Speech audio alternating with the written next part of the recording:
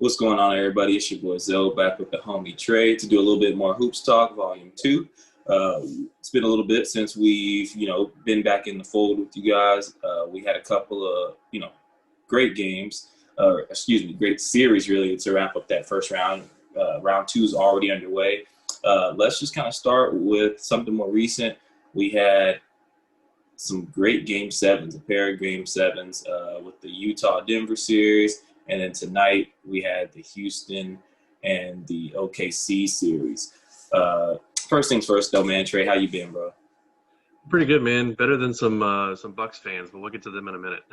Yeah, no, I feel you, though. I guess out of those two games, man, both were 2-point games. I mean, deciding into Game 7, if you went into the playoffs knowing that we'd have two Game 7s first round out of the West and that they'd both be decided by a possession, I mean, you could say, you're in pretty good hands, really good quality basketball. Obviously, the caliber of the two were a little different. That Utah-Denver game, that was kind of more of an old school, like early 2000s, low scoring, gritty, physical playoff game. And then you had the Houston and OKC game where it was, up in the 100, 103, 102 range. So a little bit more in the modern era. Which one of those games stood out a little bit more to you? Talk about, those game sevens and just even those series in general.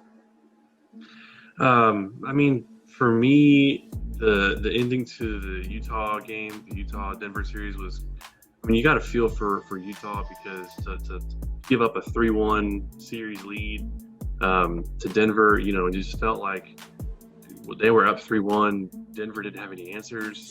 They just couldn't stop anybody. Donovan Mitchell was getting everything he wanted. And, you had some games where the inconsistency that has plagued Jamal Murray reared its ugly head again. And you were just wondering if that was going to, forever be stuck to him until he finally seemed to get his head right in those last few games and really delivered some more peak performances to get them over the hump. And then, it went from a shootout that it was to being such a grinded out Game 7. It was kind of interesting to watch, and then just to see it all end, and then have Donovan Mitchell wide open looking for that pass from Conley, and Conley never saw him or couldn't get the ball to him. That was I don't think he could have got the ball to him. I know everybody was kind of up on Conley about that, and I just think by the time that ball travels there, he might have a chance, but that's a long pass. Yeah, But good to see those guys, kind of hug that out at the end. That's ultimate respect between those two dudes. And hopefully we get more to come, more battles in the future between those two. Yeah, man, for sure. And, I mean, if you had to, I guess, pick out of those two teams today and just those two superstars more so, who do you think has the better team around them as of right now? Better team. They were so close, it's kind of hard to say, but definitely Denver is more age-centered around Jamal Murray. They're all, I think, three guys are like 25 or under. So they're more primed for the future, I guess, immediate future. I mean, and the distant future, I would say. I mean, with Rudy Gobert, he's a little older. You've got Conley, who's definitely on the older side of things. You kind of wonder if they're going to have the flexibility there in Utah to get more pieces around Mitchell. Well, Gobert's still in his 20s, isn't he? He's about 27, ain't he? Yeah, just late 20s. Yeah. Whereas I think Mitchell, 21, 22? Somewhere around there, maybe 22, 23 or something. But, I mean, here's the thing. What I worry about Utah is you have this huge Conley. You have Conley under contract for, another 2 seasons? Yeah. And, they're paying him major money. He's an aging point guard who's, in my opinion, an all-star caliber guard who, just doesn't have the all-star appearances on his resume just because he's always been in the West. I think the Conley experiment worked out better towards the end of the season and the playoffs than it did all season long, because it seemed like they had those periods where they were without Conley, where they played better with Mitchell running that point guard. But the one thing that people forget, man, they were missing a critical piece. They were missing a 20-point a night scorer in Boban Bogdanovic. Yeah. So, I mean, I said Boban, but I was not talking about the 7-3. But, yeah, they were missing Bogdanovic. I mean, that's an integral piece for them that you're literally missing 20 points a night from a guy who pretty much does it all in the offensive end, is a sharpshooter from deep. So, I mean, with that, it's a whole different series. Obviously, that's a big what if, but that might have been, the piece that obviously tipped the scale over. Either way, it was a great series, and I wasn't a big Mitchell guy myself, but it was great to see Mitchell take strides in his game. He looks like he put a lot of work in, and he's become such a better playmaker, overall, was the most consistent superstar in this series by far, I think. At times, maybe even had to carry the burden a little too much, But to go up 3-1, not be able to seal it out, it's unfortunate. But I personally do think Denver is more equipped of the two teams to make a run or a better matchup for the Clippers, because I don't think Utah would have been able to give the Clippers a run for their money, and I think Denver poses a better matchup. Moving on to the other game 7, still kind of fresh in our mind, the Houston OKC. We had old boy Chris Paul turn to Cliff Paul in the last minute of the series. That was a great one. Just also decided by possession, man. Just give us some of your thoughts on that Houston OKC series. I mean, another one that you kind of thought that Houston should have won it a couple games ago, due to some mistakes and some personnel matchups and stuff. Plus, I mean, up 2-0 too. Yeah, and then missing Russ the first few games too, and then kind of working back into the fold on the fly. Like, they had some challenges to overcome, and that style is so their style is so dependent on if the shots are falling. So, I think they had some trouble with matchups for a little bit, but I think ultimately, win's a win, so they got out of there.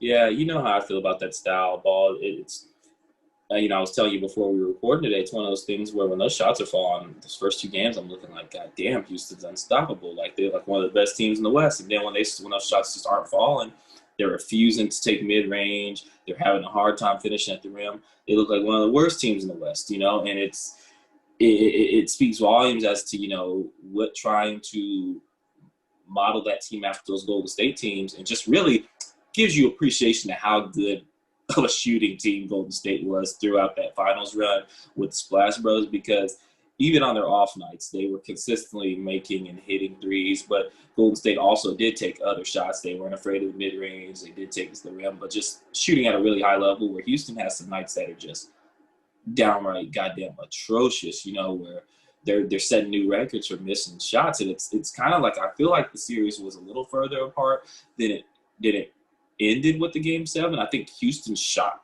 OKC back into the series, where it's like, at some point when the shots aren't falling, I mean, I think Houston was the better team by far.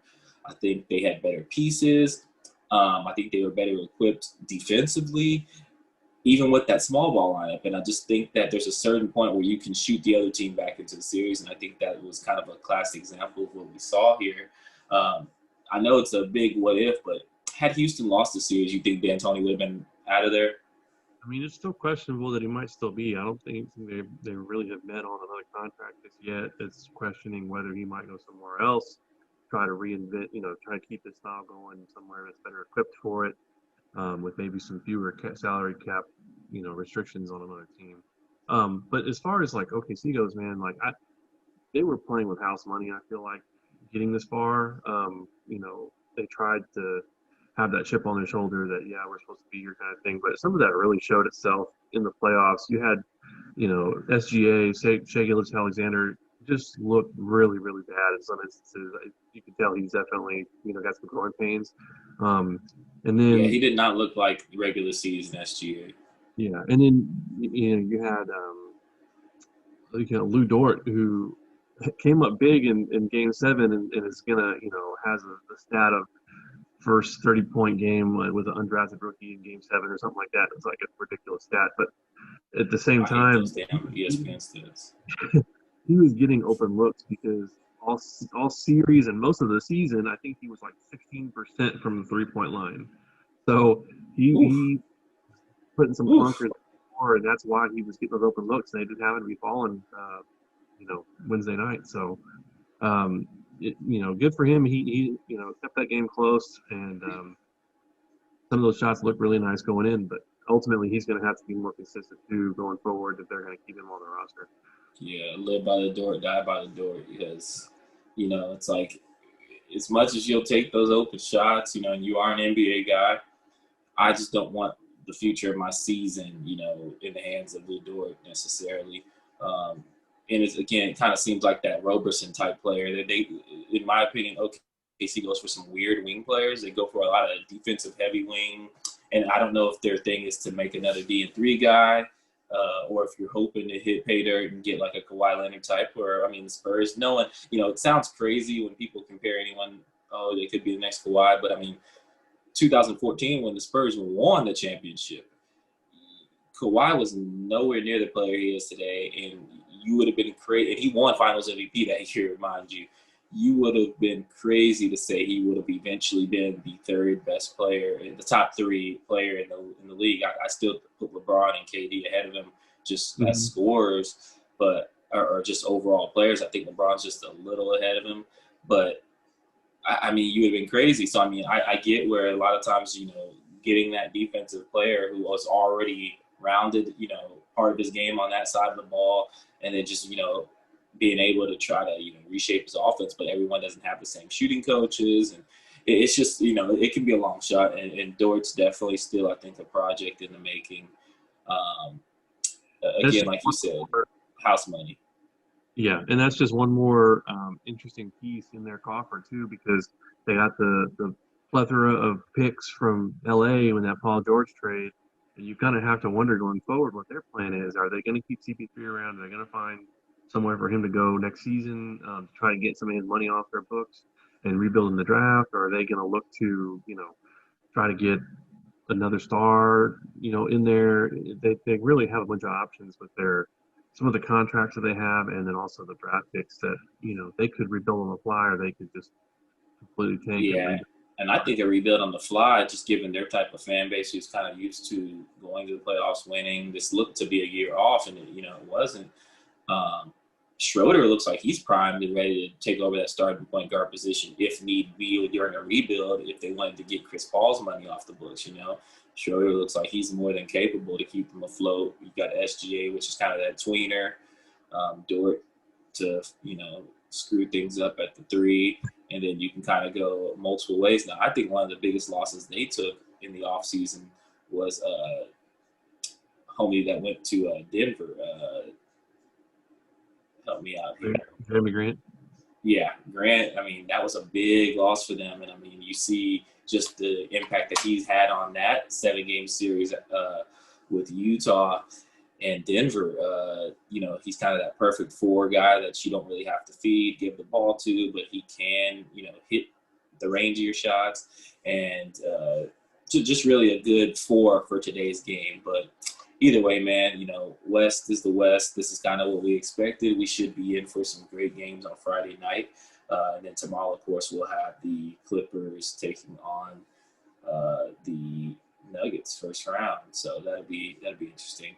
Out east, man, we have to go out there. First time in history, as you pointed out, that both the number 1 and the number 2 seed are both down 0-2. I believe in either conference. That's never happened, right? Right. So you have Milwaukee down 0-2 to the Heat, which is probably, I would say, the more surprise of the two. I think anyone with half a brain could have maybe thought Boston might swing that 0-2, or it wasn't so out of the blue that Boston finds themselves up 2-0.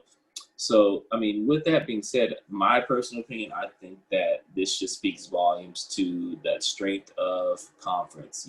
We kind of got away from it, I feel like, in the main conversations for over the last few years, but I think this bubble really showed it when you had, I think 9 teams participating out east.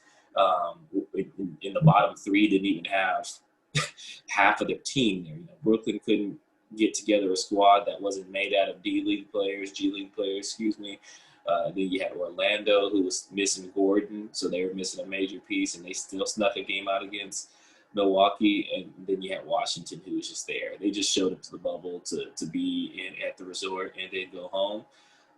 My thing with this is it kind of shows to me the West teams, you get tested in that first round. LA lost that first game to Trailblazers. People did get a little bit crazy and start saying that Portland was going to win that series. overall the better team did end up winning. But we've seen out west numerous times where the 8 seed has upset the 1 seed. And I feel like this is where we start to see these top seeds in the East. They don't get that high level of competition round one. And then round two, you're just kind of out of sorts.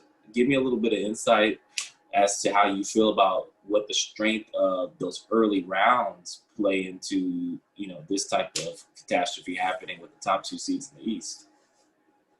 I mean, how it affects the round two in the West is yet to be seen. But you would think that some of those, it gives the Lakers and the Clippers a chance to knock off the Russ a little bit better.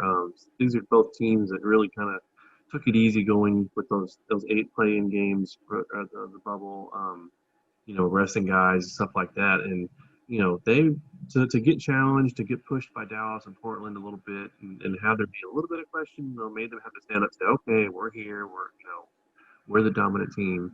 And but as far as out east, I mean, those first couple, the bottom seeds, they were just there. They kind of, I'm not saying they laid down. Everybody's NBA players, everybody plays, but I mean, Milwaukee, social reasons aside, were cool with just forfeiting a game to Orlando and still playing it out. You know what I mean? Like, both teams ended up sitting, but they were prepared to forfeit. So, and if you think if that series is anywhere closer, they don't make that motion. Yeah. So they already dropped the game and they were still on the forfeit a game because they're like, there's no way you guys beat us in the 7-game series. Yeah. So it'll be interesting to see if they can turn it around. I mean, it feels like this is the first real test for both of those top seeds, and then they're not really. Toronto, that was a closer game, I'd say, but man, didn't feel like the Bucks ever had it. So, but yeah, I think Boston is really just a matchup nightmare for a team like Toronto. You have Toronto with 2 smaller wing players in Lowry and Van Vliet, and you're going up against Brown and Tatum. It's just, I mean, that's a nightmare for any coach. And then it's like you had first round. They kind of got praised. You had Brooklyn first round. No KD, no Kyrie. Hell, they didn't even have Dinwiddie or DeAndre Jordan, and it was basically a series off, And I feel like game 2 was one of those swing games. Toronto made that run. No Hayward. And it felt like a game Toronto was supposed to just win. And at one point, Marcus Smart steps up, hits 4 threes in a row, and the game just got away from Toronto. And losing that game, I feel like, was the dagger in this series, because that's just one. Every series has one of those swing games where even if it goes to 7, there was a game earlier in that series that you were supposed to win, and you let it slip. And game 2 felt like that game that Toronto let slip. And it just looks like Boston is just easily the better team. They look effortless with it, where, they can get the shots that they want to get. They're pushing at about the same pace. They're just getting easier looks. And a lot of it's, just even watching the end of the game, Van Vliet tried to hoist that 3 up over an outstretched, I think it was Tatum. It just didn't even look right. It's like, man, they're going to have a hard time trying to score the ball on Boston. And, Boston, as you know, well coached. Brad Stevens is excellent defensive mind. And I really just don't see how Toronto digs their heels in and gets more than really maybe a game out of the series, to be honest with you. Yeah, I'm not going to count Nick Nurse out just yet. So, I mean, Jason Tatum feels like the difference maker in the series, where he's just taken his game up another notch, and it can now just drop these games and hit these shots and make, he scored 34 pretty easily, seemed like. And if he's going to do that turns Boston into a whole nother team, it seems like, so they can count on that kind of production from him. So I still think that Toronto can probably mix it up with some different defensive rotations and stuff and a different kind of defensive game plan. Because anytime, you don't ever want to allow 30 points plus in a quarter, and they allowed that in the fourth quarter. So Boston just went on that run and couldn't be stopped, it seemed like, and it was still within 1 score. So I think Toronto, while it's definitely not looking good for them, I think they can. maybe pull a couple games out here and even the series. And however, we are kind of seeing in not just in the East but in all these games that there is the flow to these games and the flow to the series are kind of weird without that home away kind of stint. The lack of a home crowd. It seems like everybody's kind of on even footing, and I wouldn't say there's any advantage either way. So it's definitely a different dynamic than previous years. Yeah, no, I would agree. I don't know, man. Again, like you said, team could get hot. You don't have to deal with the home away. So, I mean, once you get hot, that's really where the momentum swings. I like the 2K noise they're pumping in. It's been pretty interesting. All in all, though, man, I do agree that Tatum is the X factor in this series, just because it looks like right now he's having his way. But I also think there's one other notable thing to point out. People were praising Toronto for how well they're playing without having Kawhi or really a true superstar. Siakam's kind of taken on that role, but he's not quite there yet. And I think this is just one of those cases where it's proving you need at least one guy who's a bona fide superstar. And I don't think – because who does Toronto turn to in a situation where they're down a possession and they need a bucket automatically? Yeah, you can run a play to get on a newbie – a cut to the bucket or to get Siakam an ISO drive.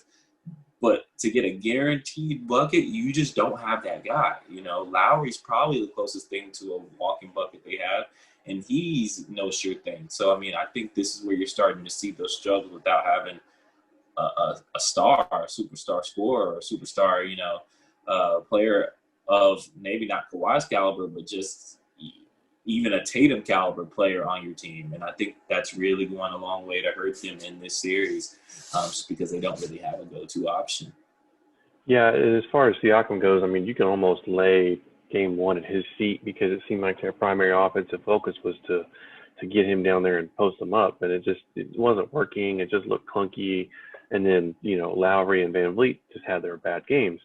And, you say Lowry, like he's looked really great in some of these games and then also last year, but prior to, and I'm saying this as a Toronto fan pretty much, that Lowry's got more playoff failures on his resume than playoff successes. So it's we kind of forget about that after last year, but it's definitely something to note. Yeah, fact. But I mean, either way, more to come from those series. Obviously, as we've seen from the previous round, being down 0-2 doesn't mean you're out. Being down 3-1 doesn't mean you're done. It just kind of has that different feeling out east. If you were to place your faith in one of these two teams down 0-2, who would you think would be the team to come back? Tough question. I honestly want to say Toronto, just because I feel like there's more talent top to bottom on that roster. Maybe the roster build doesn't work so well as like I feel like Milwaukee might be better put together, but I feel like when you're looking for somebody to get something going, there's more of that available on Toronto than there is in Milwaukee. I feel like Milwaukee at this point, and we're getting to them next, kind of feels like they may have played all their cards at some of these points, I'm going to say this. I think Giannis is overrated, and I know that's blasphemy to a lot of the, talking heads out there. But when I say overrated, I'm talking about you have a guy who is about to win MVP and Defensive Player of the Year. He's in elite company with Jordan and Olajuwon. And, I mean, Jordan didn't win it in the same year. He didn't win Defensive Player and MVP in the same year. When you give a guy that type of accolade or that type of status, for me to say he's underrated, he could be really, really good, a superstar. But that doesn't mean – it just means he's not where they're placing him, because he's not easy to stop, but it's too easy to put together a game plan and to shut Giannis out of a game. Yeah, he touched about 30, but it was, he hit it at the free throw line, a couple transition buckets, but his scoring didn't really have any impact on the game. We talk about scoring within the flow of things and, those critical buckets. he wasn't that guy, and it just feels like he's lost in this series, and it looks the same as last year, to be honest. Once they ran into Toronto last year, did he not look like that deer in the headlights, just kind of lost, didn't really have an answer? You know, it just looks bad, man. Do you think Giannis is overrated? Yeah, I find myself watching these Bucks games and I ask myself like, this is where a superstar goes and gets a bucket. This is where a superstar puts the team on his back, refuses to lose. This is where the superstar gets going, and thrives in the clutch. And I see the guy miss 2 free throws in the clutch, and that's the thing. Like even last year on their way to the championship, Kawhi missed a free throw or two and people were all over him. Oh, you're supposed to be the next LeBron and he sucks. And don't even talk about what they would do to LeBron on that situation. Oh yeah, exactly. So at the end of the day, I just don't think the Bucks have that bona fide shot getter that on their team, even like on a 6-man caliber that can go and create their own shot. And you know what I mean? This is where like in the half court is where they really have been struggling in this series. I mean, this is like where a few years ago Paul Pierce for the Wizards, got a game-winning shot. You know what I mean? Or there's players out there that don't have to be your main scorer that can still go close a game out for you. Joe Johnson was that guy at one point. Mr. Go Get a Bucket. Crawford, Lou Will, plenty of guys out there who aren't the main focal point but can go get you, a basket. And it does at times seem like in the half court Milwaukee's missing that. But I wouldn't be surprised to come back in this series just because they are a great defensive team, and this is kind of one of those grittier series. I think losing game 2 really hurt, but we'll see what Milwaukee musters up. They're a well-coached team, and again, Giannis is a superstar, and he's working on MVP too, number 2. I just think him being such a nice guy, he doesn't get slammed for his poor performances the way that LeBron or Kawhi or even Paul George was getting it handed to him in round 1 for his shooting slumps. But to wrap up, man, let's give our predictions on the series out west now that we have the semifinals set up. So we have LA and Denver, and then we have Lakers, Rockets. I think the Lakers-Rockets is a little more compelling of a series. Go ahead and give us your picks. Give us why. Well, watching all the West series out front, first round, I just don't think that Denver, while they have some great depth, while they have some great shot makers and stuff out there, I don't know if they're going to be able to keep up with a team the likes of the Clippers. I just don't think they match up well on the wings. I don't think they have somebody who's going to consistently guard a Kawhi and a Paul George, because people, he might have had a few bad games, but he's still Paul George and he can still go off like that, especially if his head's on straight after his first round down in the dumps episode. So I just don't think Denver has the interior defense to really put up much of a fight against them. I think they may get a few off of some big games off of Murray, but at the same time too, like they're going to have Murray and is going to have a lot more defense thrown against him too. I think especially whenever you can spare a Leonard or a Paul George to just go guard their best scorer. I don't think that 2-man game is going to have quite the same effect as it did on Utah. So as far as that goes, I think the Clippers got that probably in 5 games. I don't know if Denver might get 6 just out of a couple crazy scoring nights, but I don't think Clippers are going to have too much problem with them. Yeah, it feels like it would take a Herculean effort. Yeah. And then as far as the Lakers and Houston, I mean, if Houston's shots fall, they might push them a little further, but I don't know if Houston has anybody in that smaller lineup that can really hang with Anthony Davis, because it seems like you really have to have a big body to throw against him. And then Lakers play that 2-big lineup too. Mm-hmm. And at the same time too, like I think that OKC kind of showed that you don't necessarily have to play big against Houston. Sometimes it makes more sense to play your small guys too, because once you get past their first level, there's nobody waiting at the basket to stop you, So I think that they might just, go with that one big and Howard and and McGee might not even see the floor too much. Yeah, that's very true. So I'm guessing you're going to give the Lakers your vote of confidence in that one. Yeah, I think the Lakers, it might take them a little longer because I think Houston will probably put up a better fight offensively than Denver will, just because it seems like they're a little more consistent with their three-point game plan.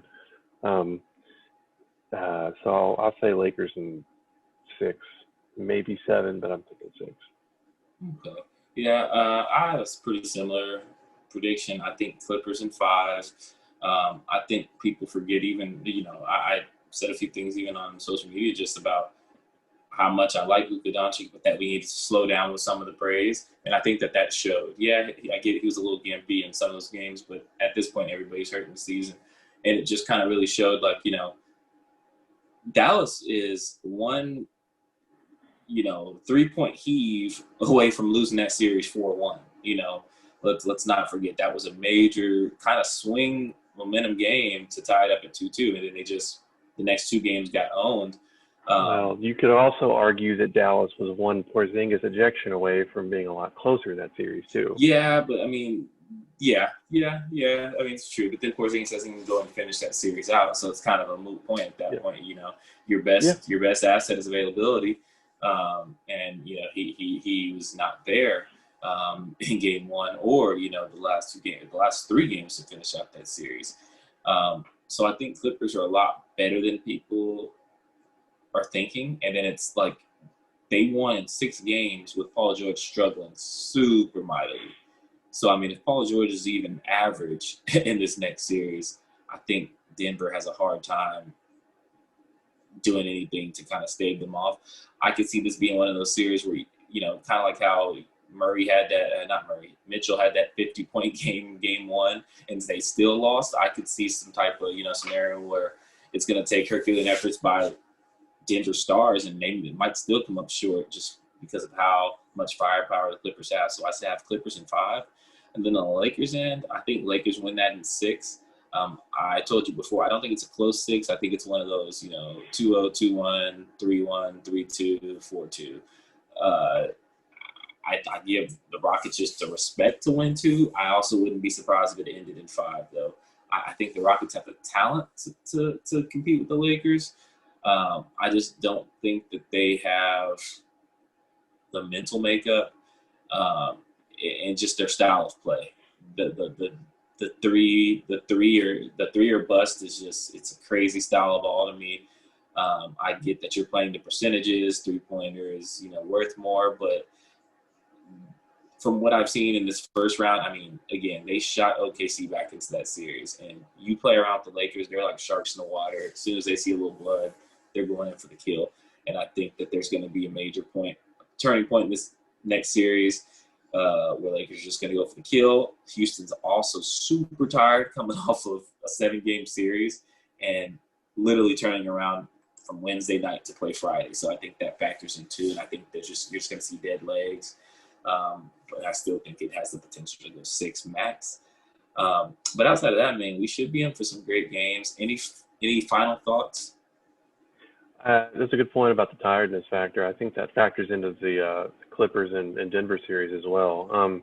I mean, Gary Harris came back and really seemed to make a big difference for them defensively for Denver on those last 2 games of their series. But even still, I mean, you still got 2 guys of really good scoring caliber to try to guard, and he can't be in 2 places at once. So, yeah, and unfortunately, they're missing Will Barton for the rest of the season too. So that was another guy that would have helped them defensively. But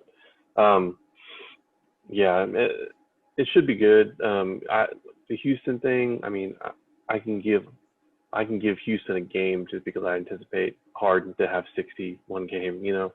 If he just is doing his thing. And Westbrook does his thing, and it seems like sometimes he's better out when he's out there by himself. I saw him kind of bully Schroeder a couple times this series, but Westbrook's so bad. Yeah, I don't know if he's going to have quite the same success against the bigger Lakers team, especially when you have an interior defender that can affect shots the way that Anthony Davis does. Yeah, Westbrook's terrible. I forgot to say that. He's awful. And, I like Westbrook, but it's just his decision making is just really, really bad. And I feel like the Rockets play better at times without him on the floor. But either way, man, we'll have to keep it locked. We'll touch base again, of course, sometime throughout the playoffs. It may be in the middle of this next semifinals round, as we'll be kind of locking in on the West. It may be towards the end. But we definitely will be, touching in and tapping in with the people again to just kind of give our perspectives on, the ending here of this next round or middle, somewhere in there. You'll see us again. You'll hear from us again. Outside of that, though, it's been super real. We'll holler. Peace. See ya.